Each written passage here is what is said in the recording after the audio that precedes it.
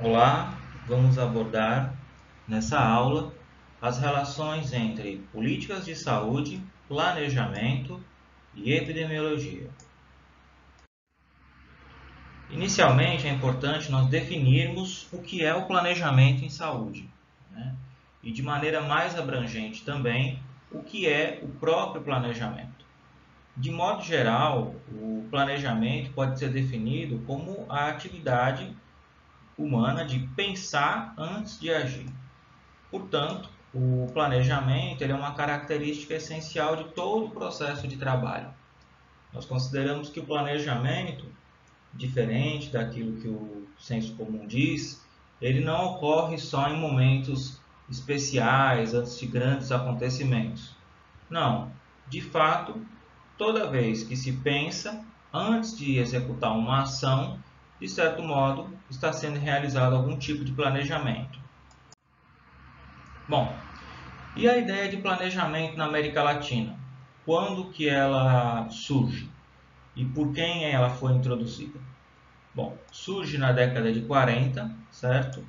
E foi introduzido sob influência da ONU, da Organização das Nações Unidas, certo? No período do pós-guerra. Inicialmente, o enfoque era predominantemente econômico. A proposta era o quê? Era que os países periféricos, né, os países considerados subdesenvolvidos, eles se tornariam países desenvolvidos se ocorresse um crescimento acelerado do produto interno bruto, certo? Lembrando que produto interno bruto é o conjunto de todas as riquezas produzidas naquele país, certo?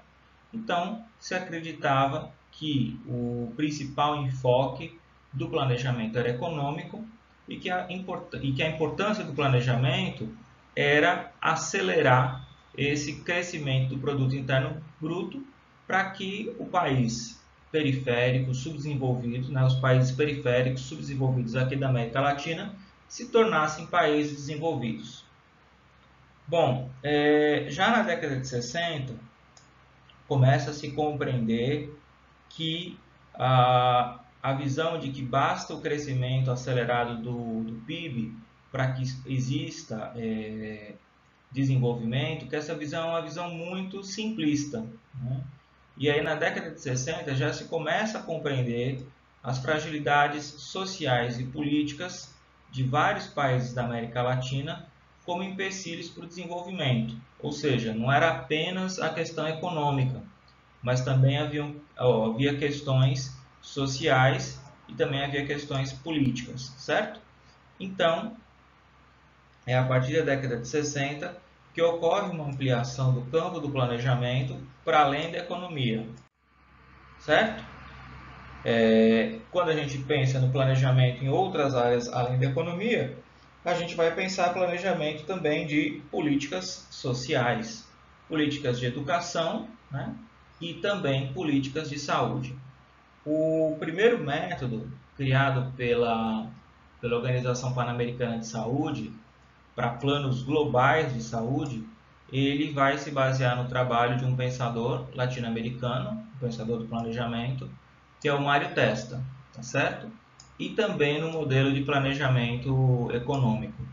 O nome desse método, né, é conhecido por uma sigla, né, que é o método SENS-OPAS, e ele tem algumas características, né, bem marcantes, que é o quê? O fato dele ser um método normativo, tecnicista, monocrático e economicista, certo? Vamos explorar melhor cada um desses termos. Normativo significa o quê? Que ele se fixa muito na norma, né? Naquilo que deve ser, ok? Tecnicista significa que ele tem uma visão técnica do processo de saúde e doença, do processo de como evitar as doenças, como promover a saúde, como prolongar a vida, certo? Então ele não tem uma visão, por exemplo, política da forma como esses problemas de saúde ocorrem, certo?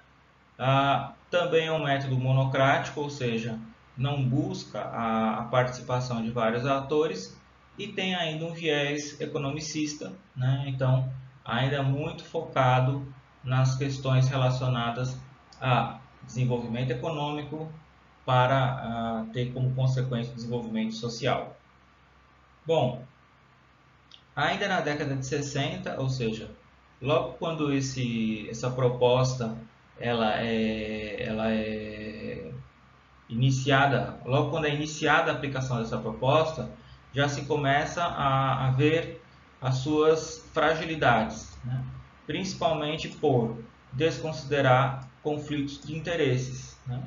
Conflitos de interesses que existem em todas as sociedades e que, no caso, os países latino-americanos eram sociedades capitalistas, né? Então existem conflitos de interesses e esse método, né, como a gente viu, por ser principalmente tecnicista, ele não considerava esses conflitos de interesses.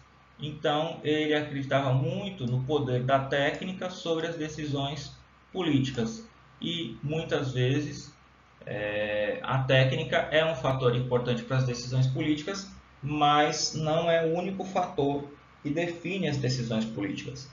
Então, o método Sentes-Opas ele começa a já mostrar uma falta de fôlego, né? Então, na década de 70, observa-se o quê?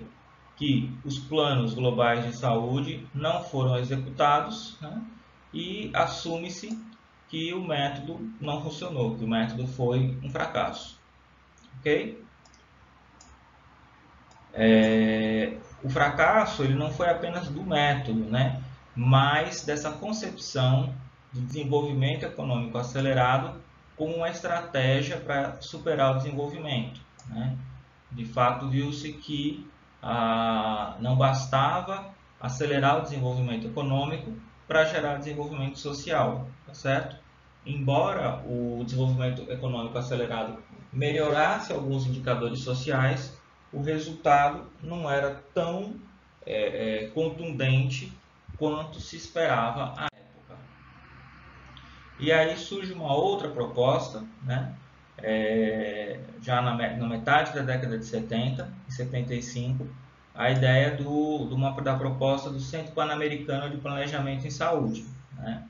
E aí define-se a formulação da política de saúde como um processo mediante o qual a autoridade política, e a gente já vê o nome política entrando no planejamento, estabelece os objetivos gerais que se pretende alcançar, né? Então, a ideia de um objetivo, os meios através do qual deverá se atuar para alcançá-los e a enunciação de ambos em termos claros e precisos, certo? Então, já se observa o que? A constituição de um objetivo geral, né?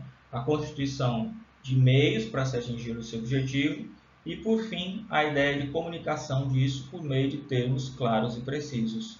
Essa proposta de planejamento ela trabalha muito com essa ideia da imagem objetivo, né? O que é imagem objetivo? Uma situação futura que se deseja construir partindo da identificação de uma situação presente insatisfatória que pode ser modificada. E como é que seria isso, né? Qual seria o esquema geral que se pensava na década de 70?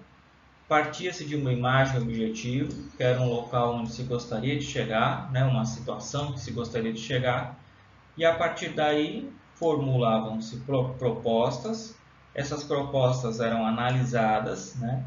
Dentro desse processo de análise, via-se se as propostas tinham factibilidade, coerência, quais eram as prioridades. Por fim, se desenhava a estratégia e formalizavam-se as políticas, tá? Então, um método que ele usa uma sequência bastante lógica, né? E, de certa forma, muito coerente. Contudo, né, na natureza dessa sequência lógica, coerente, muitas vezes não conseguia dar conta de uma realidade complexa e interativa, tá certo? Então, a realidade do planejamento, ela muitas vezes não é linear, como se tinha na proposta do CPPS, tá? De fato, é mais comum que essas fases do planejamento elas ocorram de modo repetido e simultâneo, né? Então, muitas vezes é traçado uma imagem objetivo, mas durante o processo de planejamento e durante o processo de discussão de como se alcançar essa imagem objetivo, ela acaba sendo corrigida em algum ponto, né? Ou depois, conforme você vai traçando as estratégias, você começa a repensar se aquele objetivo realmente é factível ou até se ele é relevante, tá? Então, a gente acaba tendo uma fragilidade por essa proposta, né, de planejamento ser muito simplificadora. Além disso, a proposta ela tinha um único ator como formulador da imagem objetivo, né? E aí ela não era capaz de agregar vários atores numa perspectiva de socialização desses objetivos, né?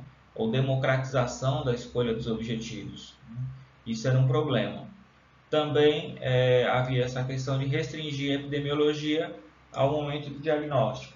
Ou seja, não se recorria à epidemiologia nas outras fases do planejamento, certo?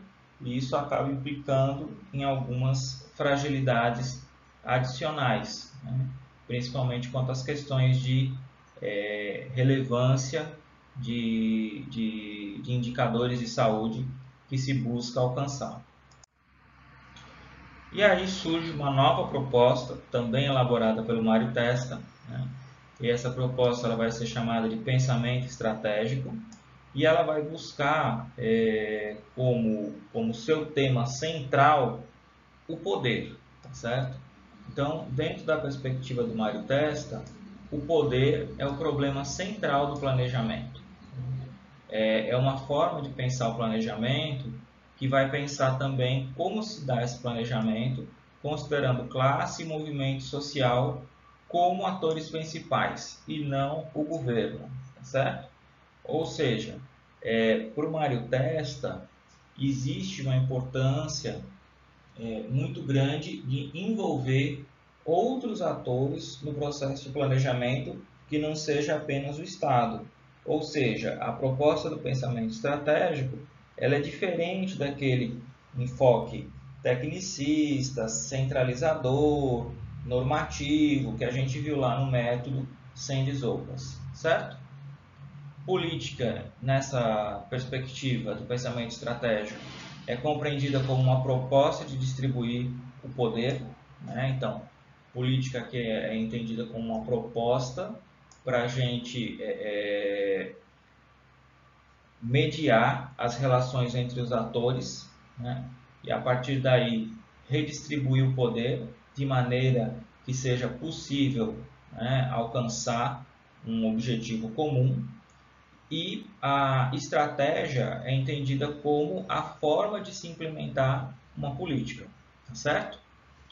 O propósito do planejamento, portanto, ele vai ser o quê? Uma mudança social.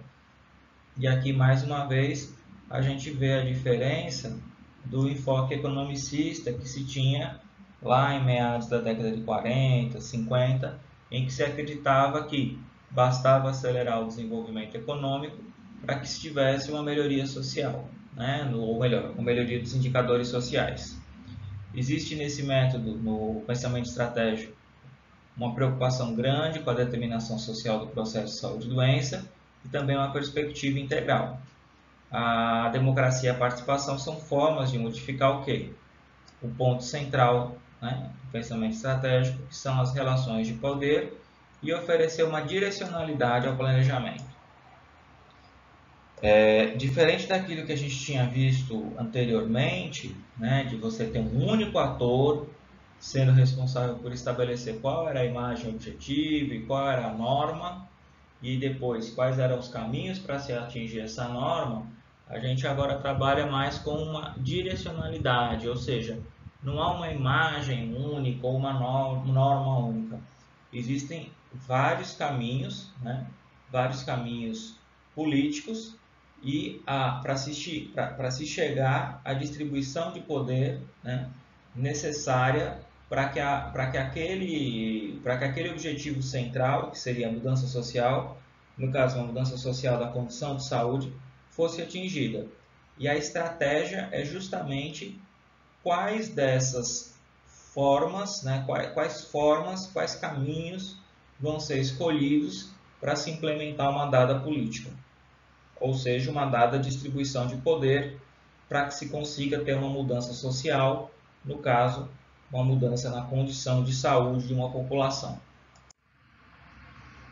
É importante a gente retomar essa discussão sobre a estrutura do poder no setor de saúde e relembrar que a tipologia do poder, dentro da discussão do Mário Testa, em que ele vai falar que há 3 tipos de poder, né? Um poder administrativo, que se relaciona a como a gente maneja os recursos, e aí a gente entende recursos, tanto recursos físicos, quanto recursos de mão de obra em saúde, né? Então, quem é que administra como funcionam esses recursos? Existe um poder técnico, que é muito dos profissionais de saúde, que se relaciona com conhecimentos e tecnologias, e também um poder de político, e aí o poder político está relacionado à defesa dos interesses dos grupos, né? Ou seja, a como ocorre a relação entre os diferentes atores e os diferentes espaços sociais, principalmente pensando o papel das instituições, tá certo? E aí nós vamos ter muitas instituições que participam dessa estrutura de poder na saúde, como instituições gestoras, instituições formadoras, instituições produtoras de insumos, instituições produtoras de serviços. Bom, um outro ponto-chave para a gente compreender o pensamento do Mário Testa é compreender o postulado da coerência, certo? Em que nós vamos trabalhar dentro dessa lógica de um triângulo, né, ou de um tripé, em que você tem num dos vértices os propósitos, né? Quais seriam os propósitos de uma política de saúde? Bom, podem ser propósitos relacionados à permanência, a crescimento ou a mudança, né? Ou seja, o que eu quero com a minha política de saúde?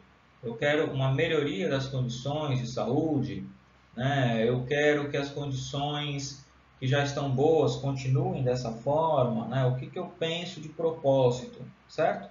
A partir do propósito, aí eu vou estabelecer métodos, né? Que vão ser de maneira mais explícita as práticas de planejamento.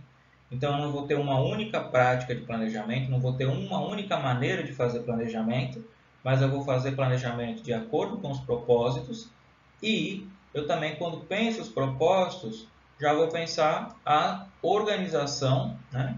E organização aqui entende-se como estrutura, e aí pode a gente pensar uma estrutura administrativa e também organização de processo de trabalho, certo? E quando eu penso os métodos de planejamento, eu também vou pensar em como intervir aqui, tá certo? Então, dentro desse pensamento, a gente consegue observar uma coerência, né? Dentro do pensamento do Mário Testa, a gente consegue pensar uma coerência entre propósitos, métodos e organização, certo? E essa maneira de se organizar e de se pensar uma política, ela é, de certa forma, bem característica do pensamento estratégico.